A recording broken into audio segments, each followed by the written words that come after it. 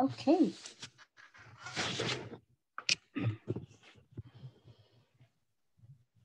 Perfect. Hello, everyone. Thank you so much for joining. My name is Pallavi Sharma. I go by the pronoun she and her. I'm practicing artist, multidisciplinary. Uh, I work in different mediums, an independent curator and educator. I teach here at CCA in Critical Ethnic Studies program. I'm very excited to host Catalyst for Change, Asian American Narratives, a series of artist talk featuring works of San Francisco Bay Area Asian American artists, curator who integrate their identity, personal and community experiences, and address socio-political issues through their artwork. In our last session, we had multidisciplinary artist and curator Ria Lindy Guzman. And today we have another fabulous artist, Irene Wibawa with us.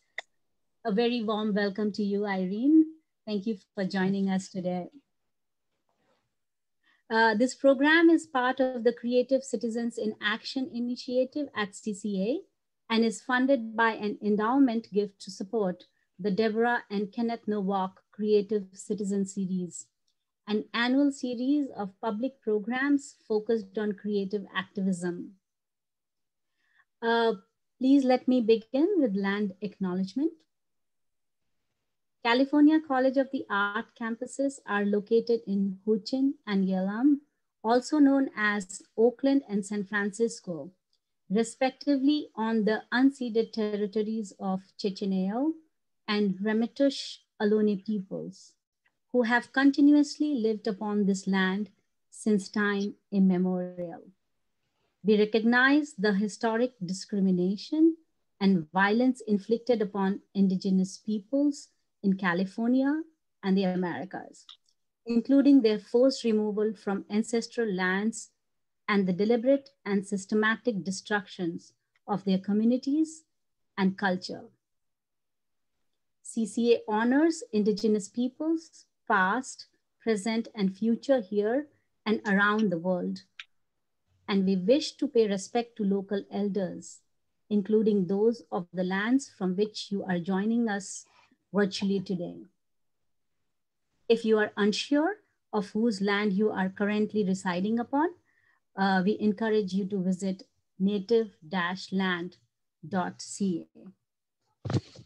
Thank you.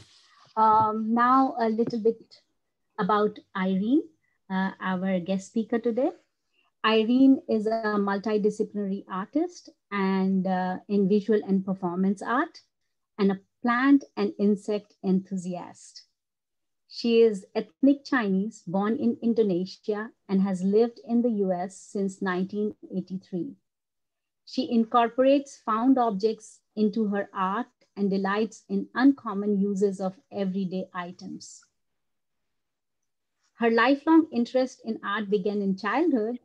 Eventually, she focused on responsible immigrant goals, receiving her BS in plant biology from UC Davis and gaining employment at USDA, US Department of Agriculture, growing plants, rearing insects, and conducting experiments since 2004.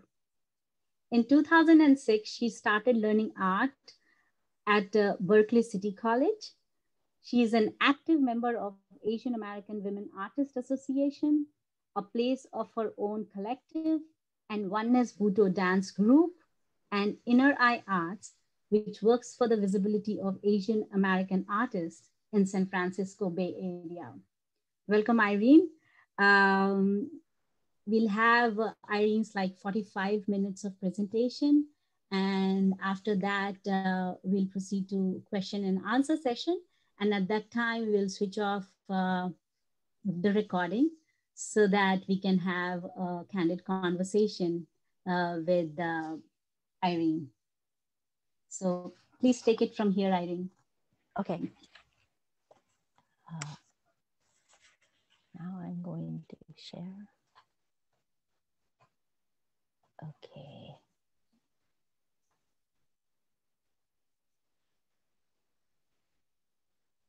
Okay. Okay. My name is Irene Wibawa, as Pallavi has introduced me.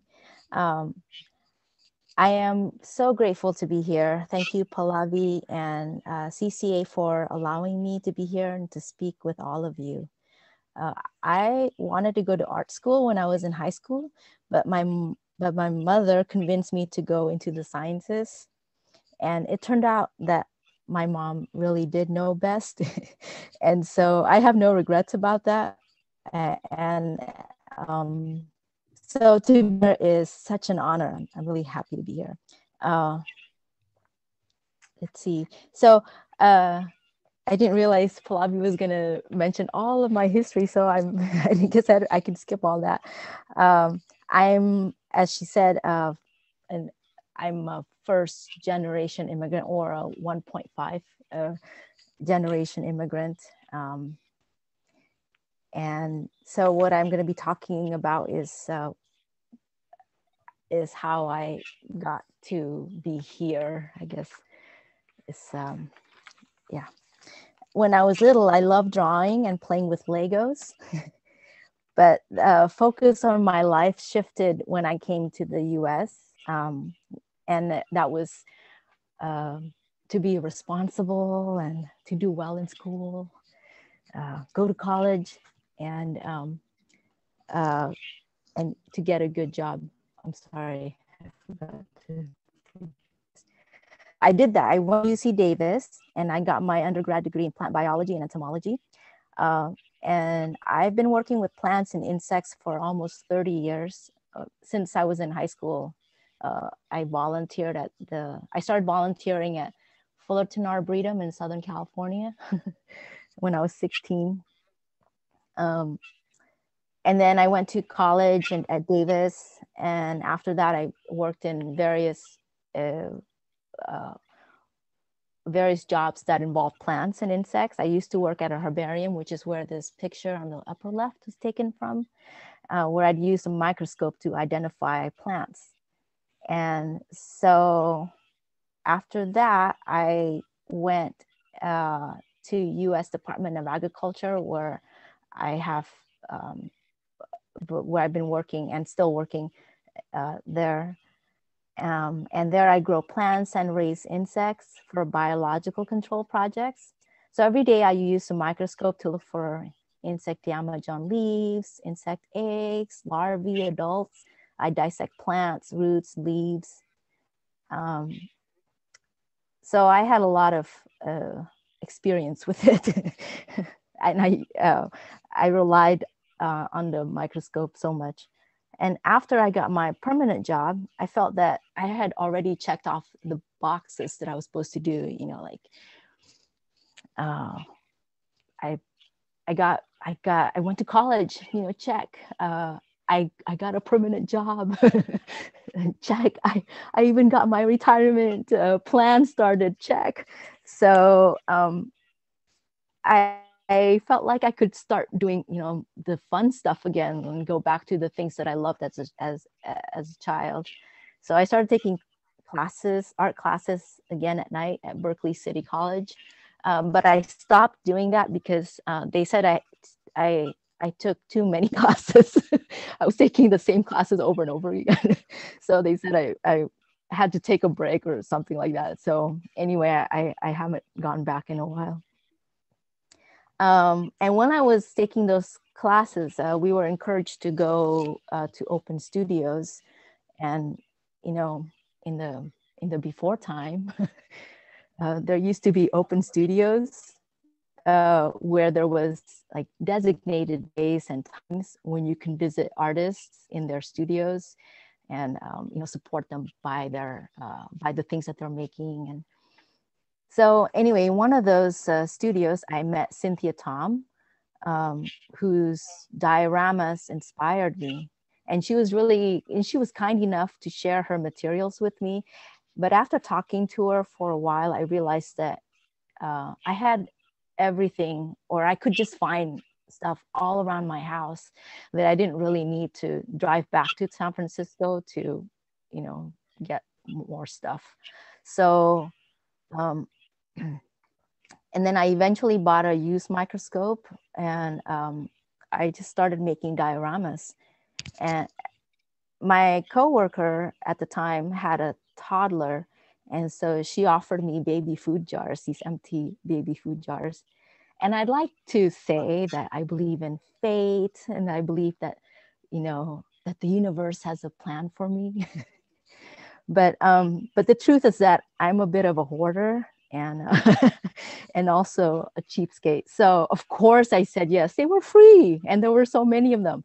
So so I used that, and then and I just used everyday found objects, leaves, sticks, things I find on the ground, even like broken glass. um, and then I also was really drawn into using figures, these miniature figures that normally you use in model trains. So I just use those in my dioramas. And at the end of the class project, I contacted Cynthia again, and to thank her for her guidance, and I showed her the dioramas I made. Just I don't know, just say, oh, see what I did. Anyway, she ended up inviting me to show my dioramas at the at AWA's 20th anniversary show at SOMART. So I was really floored. AWA is Asian American Women Artists Association, which is a supportive community that focuses on the visibility of Asian American women artists. Yeah, and they have a website. It's aawaa.net if you want to check them out. Okay. So then so after that show at SOMARTS, I began making more dioramas and exhibiting more. And making dioramas turned out to be a really great way to express my thoughts and feelings without having to use words. And it gave me a lot of freedom. I trusted my intuition when making them, not completely understanding why I made the things I did. But it's been a decade since I made my first one. So I've had a little bit of time to think about this. And it turned out that that I made all of this during a stifling relationship, and that that I was in, and then that turned into marriage, because that's what I've been conditioned to believe was the inevitable path. But it wasn't actually, I mean, I don't know, it was an experiment. It didn't work out, and I discovered that marriage was not the best plan for me. But I, in my family, I guess maybe in a lot of Asian cultures, like, but I don't really know. I just know my family. So in my family, surviving was paramount. So you just keep your eyes on the prize. You just get by, and talking about feelings were sort of not that important. You just get over it and move on. And so feelings were secondary. But apparently it's important to acknowledge them. So, and I really felt like I had to, not really knowing that that's what I was doing, but the dioramas became that outlet. So the next, so I will now show you some of the dioramas I made. So, as I said at the time, I didn't really know why I was making the things I was making. I was just using my intuition. And I think I was making things that would, I don't know, that would make me laugh a little bit. So this is one of my first dioramas. I painted the figure, and that is the baby jar. And there's, And what I used was like a, what is it, like a closet rod. And then I just chopped them up, and then that became the base. So let's see, there's 2 leaves, and then I think I stripped all the little leaflets, and it's from this redwood trees at work. And then I just tie a string in between them. So I don't know, you can make it be what you want it to be, you know. And I think maybe at the time I was pretty, I don't know, maybe a little bit depressed about my situation,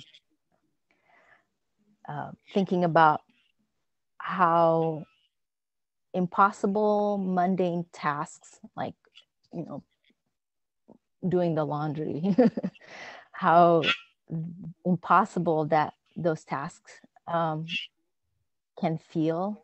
And sometimes it is impossible. Sometimes you do everything right, and you're not able to, I don't know, like, get to your goal, you know? Okay, so this is there are 3 sets of figures. I don't know if you can tell, but there are 3 sets of three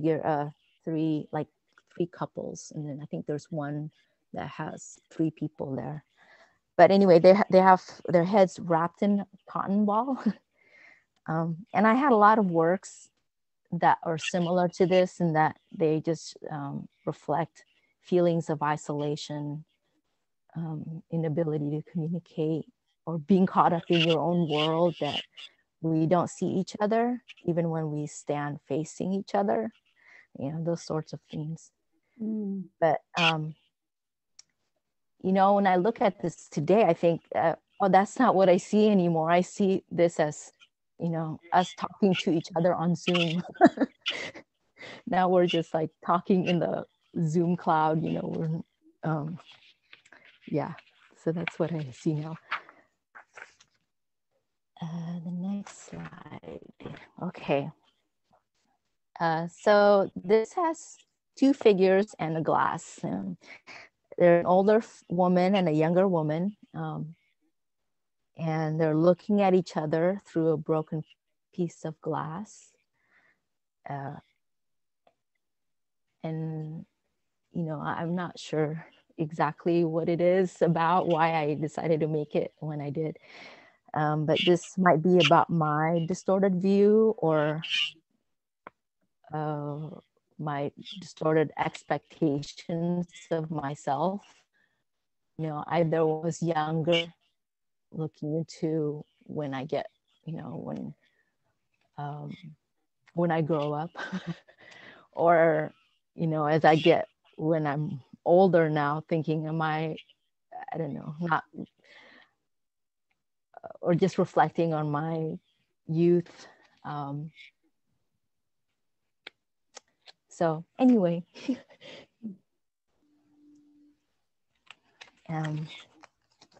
okay.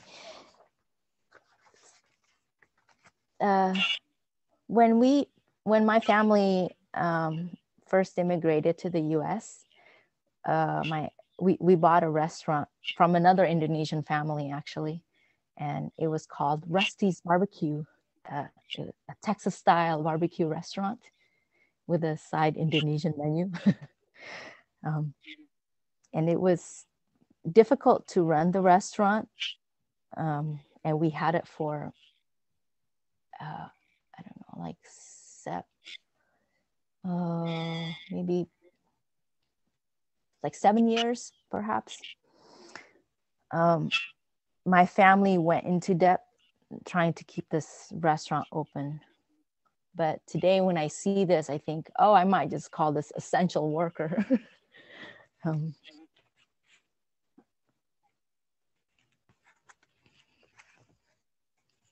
Okay. I then took some workshops I think in 2014. or 15, I can't remember anymore. I took some workshops that was led by Cynthia Tom, and it was called A Place of Our Own, and where we explored our internal truths through art making. And one of the exercises was to draw out our family tree. And this was a pivotal part of my artistic journey because it paved the way for me to explore my identity, starting with my family.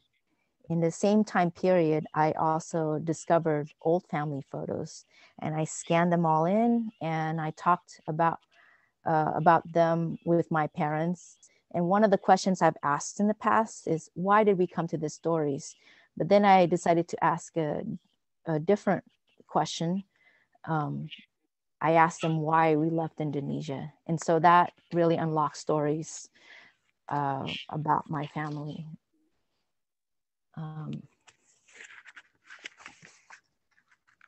So this one is about being in between. As I said, my family's ethnic Chinese. We living in Indonesia, and we have never fit in with either Indonesians or the Chinese. We are in two worlds.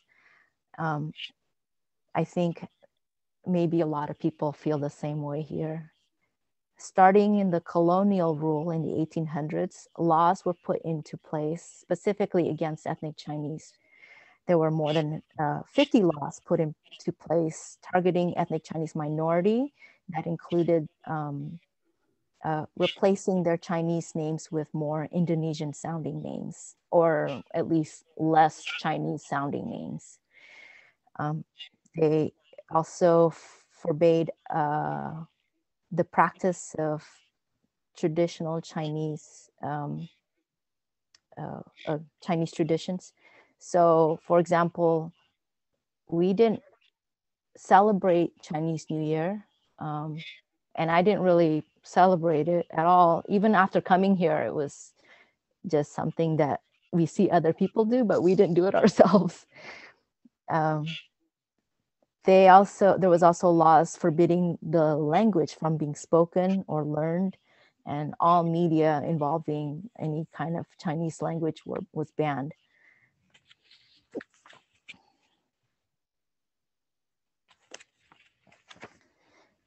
In one of the, and in the stack of photos that I found this old photo of my dad and his sister and his aunt, and so let's see. So on the right hand is an image of my father as a young boy, his eldest sister, his aunt, who's behind his sister. Let me see if I can get the pointer. Oh, look at that. So his aunt, his sister, and him. And these are the two neighbors. Let's see. So there. My father's father went back to China and to find a wife and brought her to Indonesia. So she didn't speak Indonesian or Dutch, as it was a Dutch colony for 300 years. It was a Dutch colony at the time. And when my father was 7, the family split up. There's one story was that my grandfather was a gambler, and my grandmother wanted nothing more to do with him, so she took half the kids and left. But then my mom said that that's not the story she heard. So my mom said that his mom's dad was ill in China, so she went back to China and she took half the kids. But in any case, he was left here in Indonesia with 3 sisters. So, and that was the last time he saw them, was when he was 7. And on the left is a map of China in 1941. It's when the family split up. And behind are the shards of glass to hint at the chaos. And the little boy figure at the bottom of the frame, lined with Indonesian fabric, is my father, who I imagine must have felt overwhelmed by the instability. He never learned to speak Chinese properly, and by the 60s, the Chinese language were forbidden to be spoken, learned, or read. So, let's see.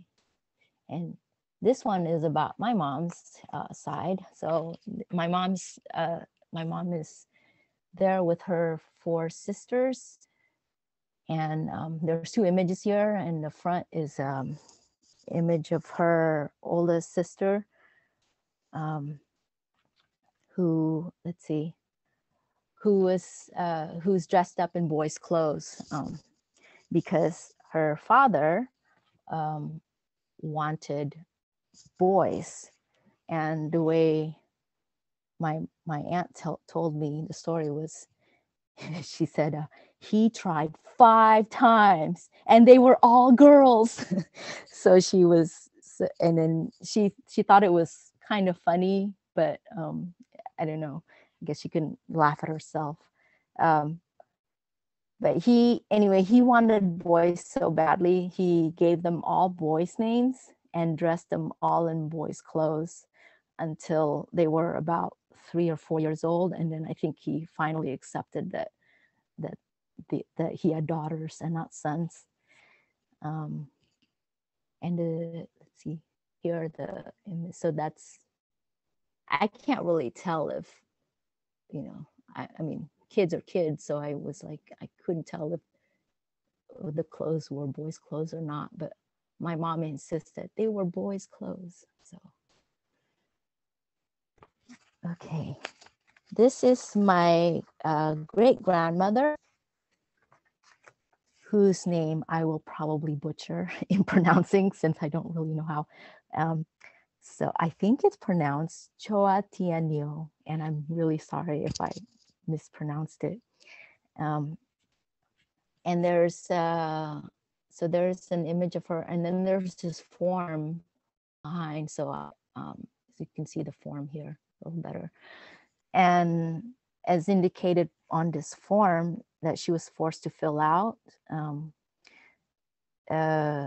she was born on April 4th, 1885, and on October 11th, 1967, her name was changed to Imelda Christine. Quite a drastic change. This one is about my dad. So when my dad was a child, he can embrace his name. He can embrace his whole identity. But in 1967, my father changed his name from Wee to Wibawa. And so this character here is Hui or Huang, I think. It's also pronounced Huang, or yeah, it's, anyway, I'm not the expert here, but that's what my dad told me. And so Bawa in Indonesian means to carry. So he is always carrying the family name. He's always carrying the we. And he used to joke about this, he said like, we Bawa, get it? We Bawa, we Bawa. But, and I used to sort of just roll my eyes at this, silly dad joke that he would tell all the time. And it was fairly recently that I realized what an act of resistance this was, that he and other ethnic Chinese folks found ways to resist the Indonesian government's effort to erase their identity by incorporating their family name, their Chinese family name, into their quote new name. So yeah, and this little boy is the same.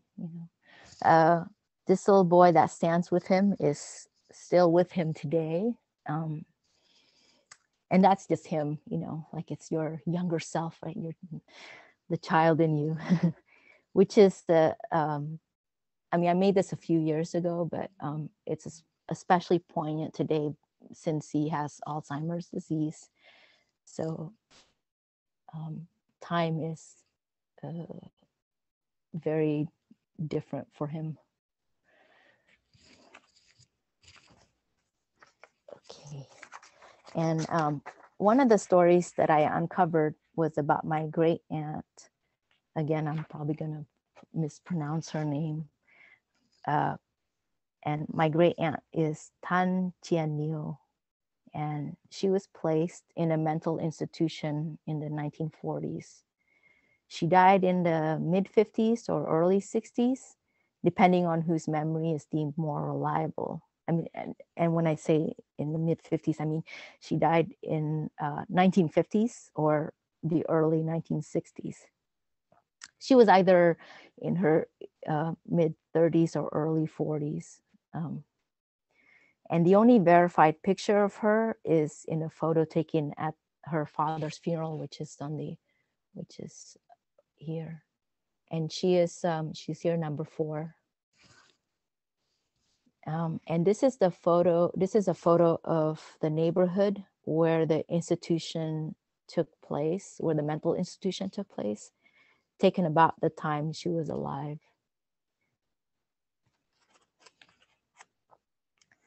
And in 2018, after a family reunion, old photos were being shared, and someone asked if one of them is her. And another family member said, no, that's not her, but we're not supposed to talk about her anyway. And so that's when I began digging, I began, trying to dig more information about her. And because she was silenced and imprisoned, I wanted to give her a voice, and I wanted her to be free. So I made this bird human hybrid in this cage that's half open, and half of it was turned into vines because I wanted an alternate ending that includes healing and plants. I see plants as healing.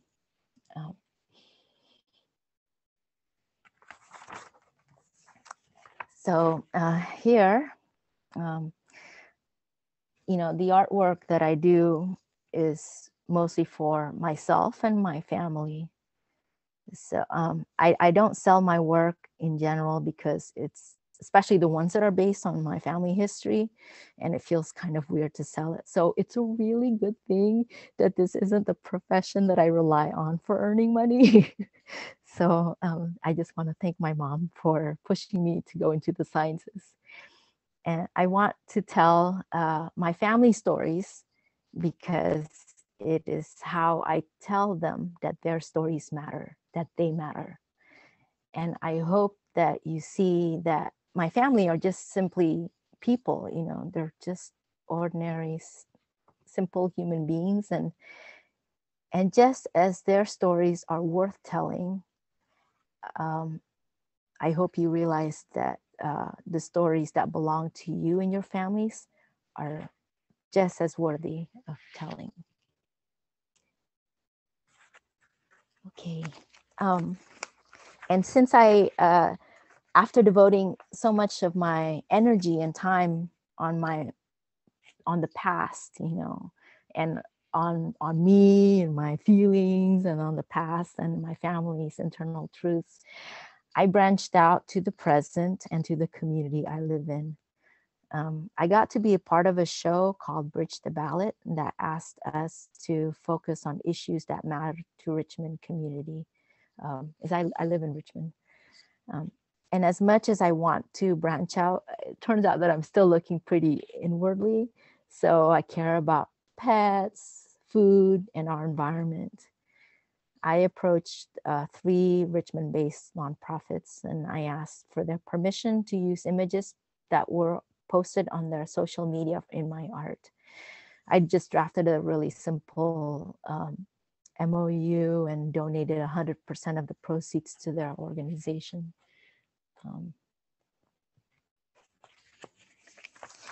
And my most recent work, and when I say recent, I mean September 2020, is inspired by, current events. So if you don't know, this is Christian Cooper. He's a Black bird watcher in New York who on May 25th, 2020, encountered a white woman and her unleashed dog during his birdwatching walk in an area in Central Park where dogs were supposed to be leashed. He asked her to leash her dog. She became indignant and refused and called the cops on him, saying that an African-American man is threatening her, even though she did approach him. Anyway, he took a video of this encounter, and the video and the whole incident went viral and made so many of us upset. I work in the field, like I have field sites, and I'm always grateful that most of the time someone else accompanies me to these remote areas.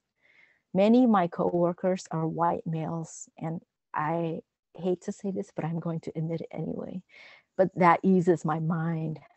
What I fear most when I get sent out to the field alone is an encounter with white people who tend to be Republicans, especially in these remote areas, and who don't like, they don't like the federal government, and they don't like people of color.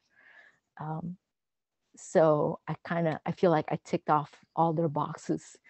And so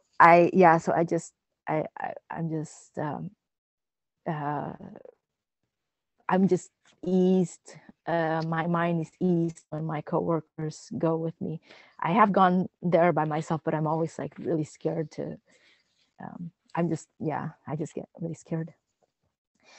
And then there's this old myth that Black and brown people, or in general people of color, don't go camping, don't go hiking. And on the very rare occasions that I used to, it's been a long time since I have gone camping in California, and that's not in the Bay Area. I'd say that I encounter less people of color. So, and why is that? Is that lack of equipment? Like you have to have all this gear for, to go camping, or lack of transportation. It's far. How do you get there? So this work is about envisioning a kind of a wish where, and it sounds really corny, but I'm going to say it anyway, where love, racial equity, and access to an environment and all the organisms in it that are healthy and thriving are being passed down to generations. I call this balance forward. It's an accounting term. It means that the balance, that includes like the credits and debits to an account assessed from each time frame to the next. So like your credit card balance, at the end of the month is a zero, or do you carry over to the next month? So I call this balance forward because I want to know what are we passing to the next generation. Can we pass on love and compassion for each other, even those that don't look like us, even for wild animals, wild creatures, even those that don't specifically give us purpose. Like it's hard to see what this bird is going to benefit me as a whole. So can we still give respect for their existence? And can we pass, or do we pass on fear, or do we pass on this, I don't know, like this idea that some people shouldn't get access to areas? Are we gonna like pass on the fear of scarcity? And this is it's a textile work. So I found that this was, I'm kind of drawn to more textile work because I have an old cat and she likes to sit on my lap, and I can sew while she's sitting there on my lap. So let's see. So the last thing I want to address is that I also perform dance. It's another form of art that doesn't require using words or talking or so I just really gravitate towards this. I took ballet lessons at age 5 or 6, but then I began dancing again when I was in my late 20s. First, I started dancing traditional Indonesian dance. I was really drawn to that because I was I think craving a sort of connection to the Indonesian community. But then when I got a divorce, I also took a break from that. And I just went the opposites, or to a different, not opposite, but to different dance forms. So I began dancing with Bay Area Flash Mob and where we dance to pop songs. That includes like Beyonce, Missy Elliott, God, even Daft Punk. And eventually I even co-owned it for a couple of years before we dissolved it. It was hard to run it, and no one who ran it enjoyed it anymore. Like, we just stopped dancing. We just focused on the admin side of it.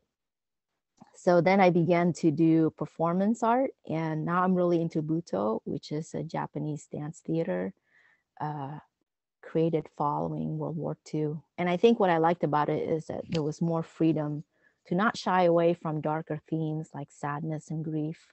And it wasn't all about looking good, looking pretty, or lightness, or like all these happy themes, you know. It can be like that in Buto, but it can also embrace the heaviness of life. So that is that is it. I have made my 45-minute talk. Okay, I'm done. Oh, how wonderful. Thank you. Thank you so much, Irene. That's really powerful and poignant work. Um, I know that is like, in 45 minutes, you could show only so much. I wish, and like, seeing your work, I have seen your work in person and they are so powerful. They are small, but it draws people, and like, with microscope to see what it is Oh inside yeah. the jars and the Yeah. dioramas. They hold so much.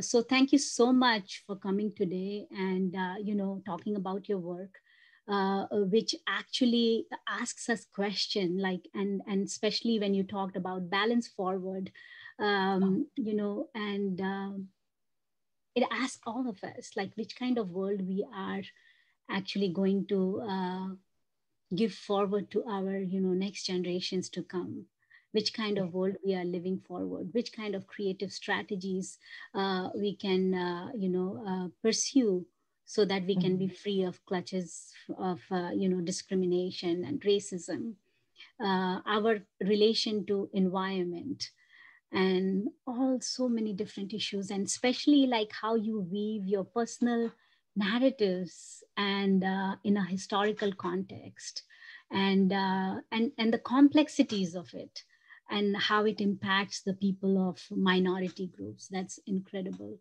um, Before we move on to question and answer session, I would like to, thank you from all of us here at CCA for your engaging presentation and talk. Thank you so much, Irene. Thank you. Thank Thank you so you. much. Thank you. And now we will switch off the recording. Okay.